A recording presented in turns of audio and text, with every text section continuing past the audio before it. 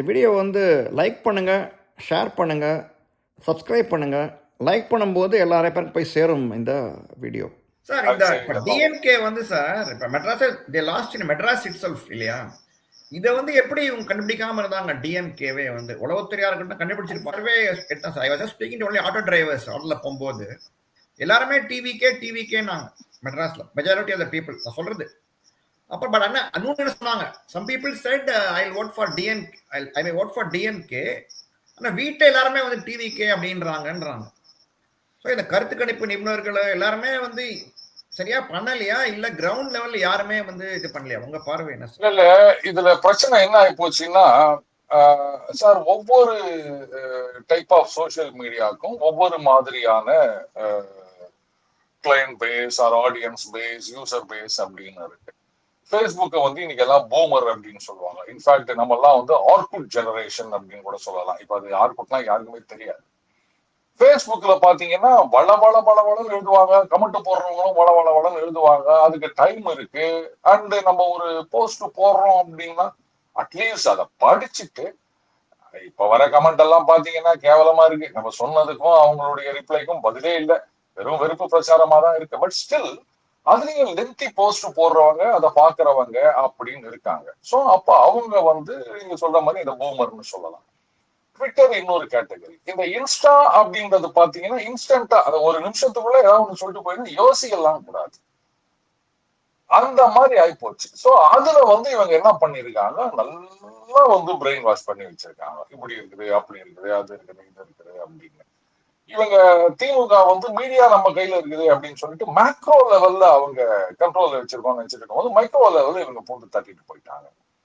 அவ்வளவுதான் நான் சொல்லணும். பட் இது வந்து என்னைக்குமே கை கொடுக்காது சுவாமி. ஒரு தடவை தான், அவ்வளவுதான். அந்த ஆப்ஷன் அவங்க யூஸ் பண்ணிட்டாங்க. இல்ல ஏன்னா வந்து நிறைய பேர் தாத்தா பாட்டியும் ஓட்டு போட்டிருக்காங்க. பேரன் வந்து புடுங்கினா நான் வந்து ஓட்டு போட்டேன்னு சொல்ல நிறைய பேர் நான் கேள்விப்பட்டேன். அதுதான் ஒரு ஆச்சரியமான விஷயம். யூத் மாத்திரம் தாத்தா பாட்டியும் போட்டாங்கன்றாங்க. இல்ல இன்னைக்கு ஒரு ஒரு ஜோக் ஒண்ணு படிச்சேன். அதுல ஒருத்தர் சொல்றாரு, பையனை போட்டு அடிக்கடி நடிச்சிட்டு இருக்காரு.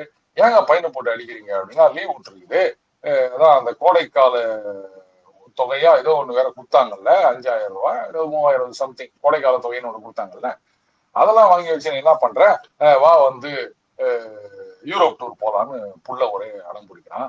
டேய் அதெல்லாம் என்ன ஆகும் தெரியுமாடா அப்படின்னு கேட்க மாட்டேன்றான், ஒரே அடம். அதனாலதான் 2 சாத்துவேன் சொன்னேன். அவர் கேட்டாராம், யூரோப் கூட்டு போனாங்க சாத்துவேன், ஆனா ஓட்டு போடனா மட்டும் உடனே போட்டு வருவியா நீ அப்படின்னாராம். இந்த மாதிரிதான் இருக்குது. சரி, இது பசங்க சொன்னாங்கன்னு போட்டாங்கன்னு நான் ஒத்துக்க மாட்டேன் சார். அவங்க மனசுலயே ஒரு ஆப்ஷன் இருந்திருக்கு. இப்போ நானே ஒண்ணு கேட்கிறேன். இப்போ நாளைக்கு வந்து நீங்க வந்து இந்த மாதிரி ஒரு டிஷர்ட் போட்டுருக்கீங்களா? இல்ல, ஓகே ஓகே, டிஷர்ட் இல்ல இப்படி வச்சுக்கலாமா, இந்த பக்கம் ஸ்பைடர்மேன், அந்த பக்கம் பேட்மேன், அப்படி போட்டு ஒரு டிஷர்ட் போட்டு வரீங்க. வந்துட்டு என்ன டீசெண்டா இருப்பீங்கன்னு பார்த்தா இந்த மாதிரி நீங்களும் சின்ன பையன் மாதிரி பொம்மைலாம் போட்டு வந்துக்கிறீங்க. இல்ல சார், டெய்லி பஞ்ச் அருண் தான் சார் சொன்னாரு, நீங்க போடுங்க நல்லா இருக்கும்னு, அதனால போட்டேன் சார் அப்படின்னு சொன்னீங்கன்னா, அப்ப உங்க மனசுக்குள்ளேயே ஒரு அந்த ஆசை இருந்திருக்கு. நான் சொல்லும் போது கரெக்ட், அப்ப இவன் பேர்ல பழிய போட்டு நம்ம போட்டுக்கலாம் அப்படின்னு அந்த ஆசைக்கு நான் ஒரு ஷேப் கொடுத்த மாதிரி ஆயிப்போச்சு. சோ அதுதானே தவிர இப்போ திமுக வந்து இதுலதான் கான்சென்ட்ரேட் பண்ணணும். சும்மா வந்து குழந்தைங்க சொன்னாங்க அதனால பெரியவங்க ஓட்டு போட்டாங்க இப்படின்னே நினைச்சிட்டு இருந்தாங்கன்னா அது ரொம்ப ரொம்ப தப்பு. குழந்தைங்க சொன்னாங்களும் பெரியவங்க ஏன் போட்டாங்க? அப்போ நீங்க சுட்ட தோசை சரியில்லை, அவங்க சுட்ட வடை தான், வாயில சுட்ட வடையோ எதுவோ அது அவங்களுக்கு நல்லா இருந்ததா தெரிஞ்சிருக்கு, அதனால அங்க போயிருக்காங்க. மற்றபடி குழந்தை சொன்னதுனால மட்டுமே நம்பிட்டு இருந்தாங்கன்னா அதுக்கப்புறம் மறுபடியும் இவங்க வந்து இதே மாதிரி தான் தோத்து போயிட்டு இருக்காங்க. ஆனா பேச எல்லாருமே வந்து மாற்றமான சொன்னாங்க. அது ஒண்ணு ஒத்துக்கணும் sir. Everybody set all the auto drivers whom I spoke to, மாற்றம் வேணும் நாங்க எல்லாருமே. அதுதான் வந்து சார் இத பாருங்க சார், இதுதான் நான் சொல்றேன், இந்த அட்டென்ஷன் ஸ்பேன் அப்படிங்கிறது குறைஞ்சு போச்சு சார். சும்மா எல்லாத்துலயும் மாற்றம் வேணும்னு நம்ம மண்டையை கழுவி வச்சுக்கிறாங்க சார். எதுக்காக மாற்றம்? காலங்காலமா நான் ஒரு சோப் யூஸ் பண்ணிட்டு இருக்கேன், நல்லா தான் இருக்குது. புதுசா எதுக்காக அதை மாத்தணும்? இல்ல இதை விட அருமையான சோப் ஒண்ணு அப்படின்னு வந்து யூஸ் பண்ணவங்க சொல்லி அதுக்கப்புறம் வேணா நான் மாத்தலாம். அதை விட்டுட்டு மார்க்கெட்டுக்கு புதுசா ஒரு சோப்பு வந்துச்சுன்றதுக்காக அது என்ன ஏதெல்லாம் தெரியாம பாருங்க, இப்போது முற்றிலும் புதிய பாக்கெட் பளபளவென்று இந்த சோப்பு வாங்கினா உங்களுக்கு ஒரு பென்சில் இலவசம். இந்த சோப்பை வாங்கினா ஒரு ரப்பர் இலவசம் அப்படின்றதுக்காக அந்த மாற்றத்துக்காக நான் போய் சோப்பை மாத்தணுமா? ஆனா இன்னைக்கு வந்து நம்ம சேனலே 2 நிமிஷத்துக்கு மேல ஒண்ணு பாக்குறது கிடையாது. சோ அதனால மாற்றம் வேணும் அப்படின்னு சொல்றது நம்ம பிடிச்சிக்கிறோம். ஆமா மாற்றம் வேணும். இப்படி சொல்றவங்க தான் ஒரே கடையில போய் காய்கறி வாங்குவாங்க, ஒரே இடத்துல போயிட்டு ஹேர் கட் பண்ணிட்டு வருவாங்க, மாத்தவே மாட்டாங்க. ஒரே டெய்லர் கிட்ட தான் போய் சொக்கா தைப்பாங்க. ஏன் ஒன்னு மாத்தி தான் கொடுத்து பாரு இன்னொருத்தங்கிட்ட அடுத்த தெருவுல எப்படிதான் தைக்கிறாங்கன்னு பாக்கலாம். என்ன ஒரு சொக்கா தானே, சரி அதை விடுங்க. ஒரு ஷேவிங் என்ன இப்ப வேற கடைக்கு போங்க, என்ன ஆயிடு போகுது, 2 நாள்ல முடிச்சிட போகுது. அதெல்லாம் மாத்த மாட்டாங்க, இதையெல்லாம் மாத்த மாட்டாங்க. ஆனா ஆட்சியை மட்டும் மாத்தி போடுவாங்க. இது வந்து மக்களுக்கு சுத்தமா நாட்டு மீது அக்கறை இல்லை அப்படின்னு தான் நான் சொல்லுவேன்.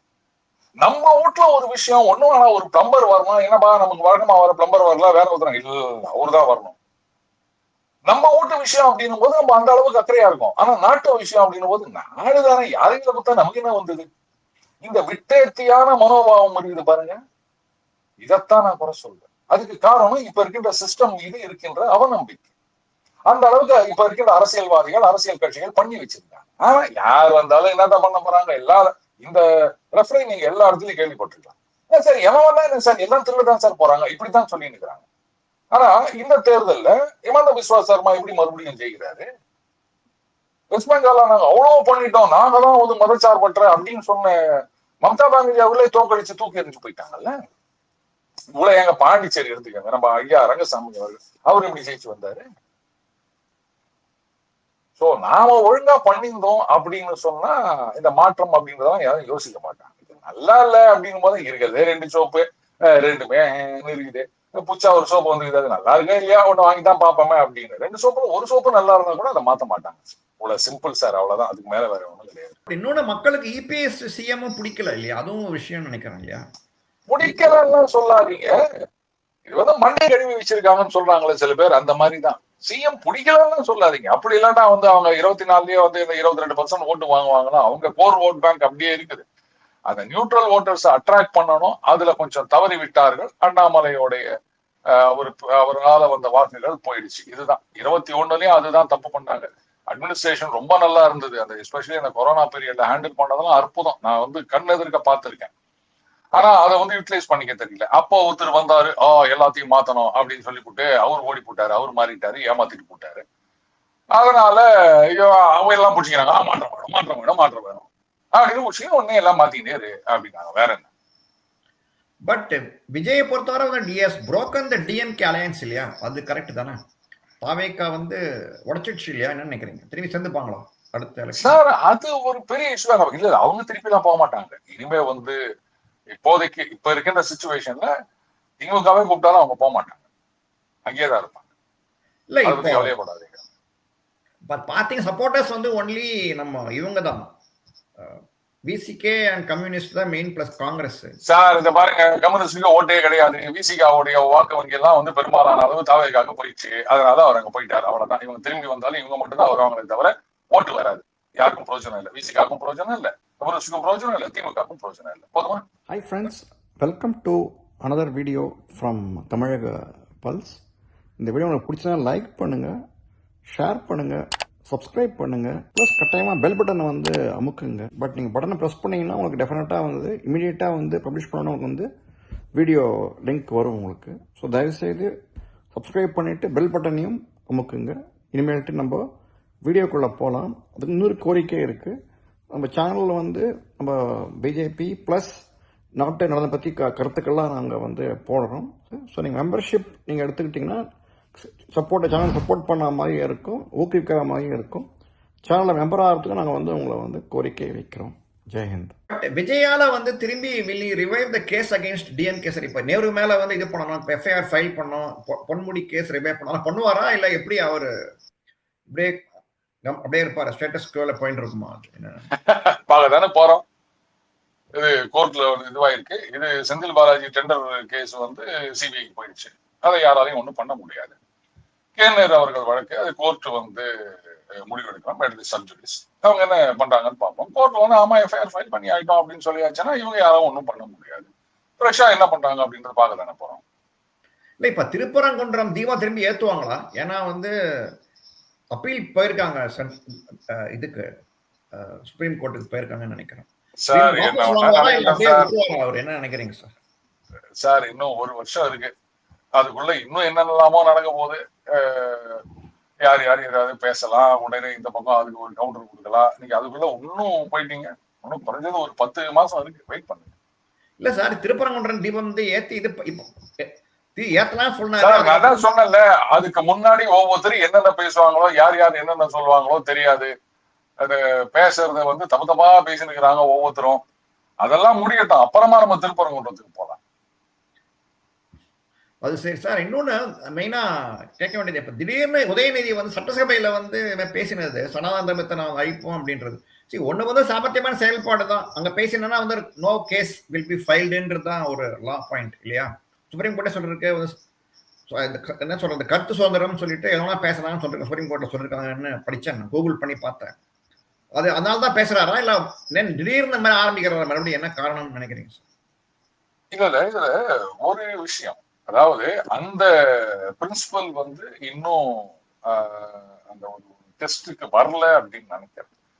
இப்போ இந்த மாதிரி லெஜிஸ்லேச்சர்ல பேசுறதுக்கு வந்து கிரிமினல் நடவடிக்கை எடுக்க முடியாது அப்படின்னா, அப்ப வந்து சில சீரியஸான விஷயங்களை யாரும் ஒரு ஹைபோதட்டிக்கல் சிச்சுவேஷன், இப்ப நீங்களே எம்எல்ஏ இருக்கீங்க, யார் எம்பியா இருக்கீங்க, அப்போ வந்து நீங்க ஏதோ ரொம்ப சீரியஸா ஒரு விஷயத்த பேசுறீங்க அப்படின்னு சொன்னா, சரி நீங்க ஆளுங்கட்சி அப்படின்றதுனால சபாநாயகர் நடவடிக்கை எடுக்கவில்லை அப்படின்னு சொன்னா அதை சும்மா விட்டுற முடியுமா? அந்த மாதிரி ஒன்றும் நடக்கவில்லை.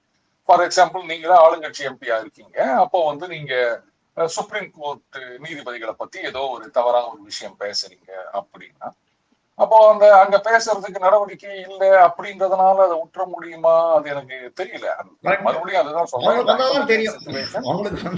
அவங்களுக்கு வந்தாலும் இல்ல, நான் எதுவா இருந்தாலும் நீங்க வந்து சப்போஸ் வேற வந்து ஒரு தேசத்துக்கு எதிராக பேசலாம், அது வந்து நீங்க ஆளுங்கட்சின்றதுனால அவங்கள விட்டுட்டாங்க அப்படின்னா அதை பார்த்துட்டு சும்மா இருக்க முடியுமா?